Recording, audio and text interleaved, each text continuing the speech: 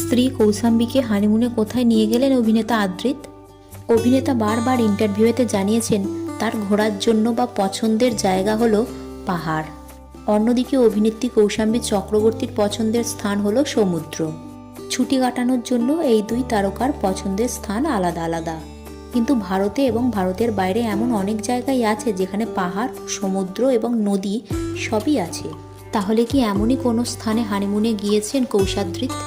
সম্প্রতি অভিনেত্রী কৌশাম্বী চক্রবর্তীর কিছু ছবি সোশ্যাল মিডিয়ায় ভাইরাল হচ্ছে, যেখানে অভিনেত্রীকে সমুদ্রের মধ্যে স্নান করতে অথবা সমুদ্রের পাশের হোটেলে এবং সমুদ্রের আশেপাশে ঘুরতে দেখা যাচ্ছে।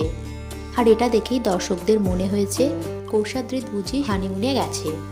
অবশ্য যাওয়াটা তো কিছু অস্বাভাবিক নয়, ভালোবেসে বিয়ে করেছেন তারা।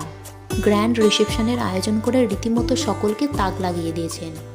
এরপর সোশ্যাল মিডিয়া অ্যাকাউন্টে নিজেদের হানিমুনের ছবি পোস্ট করবে, এটাই তো প্রত্যাশিত, এবং কৌশাদ্রিতের ফ্যানেরাও এই ছবি দেখার জন্যই অপেক্ষা করছে। কিন্তু প্রকৃত ঘটনা হলো এখনও তারা কোথাও হানিমুনে যায়নি। তার ওপরে আজ শুক্রবার অর্থাৎ 17ই মে, আজ কৌশাদ্রিত অষ্টমঙ্গলায় হাওড়ায় আসবে, অর্থাৎ বিয়ের পর আদ্রিতের সঙ্গে প্রথম তার বাপের বাড়িতে ফিরবে কৌশাম্বী। হয়তো অষ্টমঙ্গলা থেকে ফেরার পর তারা যাবে হানিমুনে। সো বন্ধুরা, এই বিষয়ে আপনাদের বক্তব্য কি নিচে কমেন্ট সেকশানে জানাতে ভুলবেন না। ভিডিওটি ভালো লেগে থাকলে লাইক এবং শেয়ার করবেন, আর এই ধরনের নতুন আপডেট পাওয়ার জন্য চ্যানেলটিকে সাবস্ক্রাইব করতে ভুলবেন না।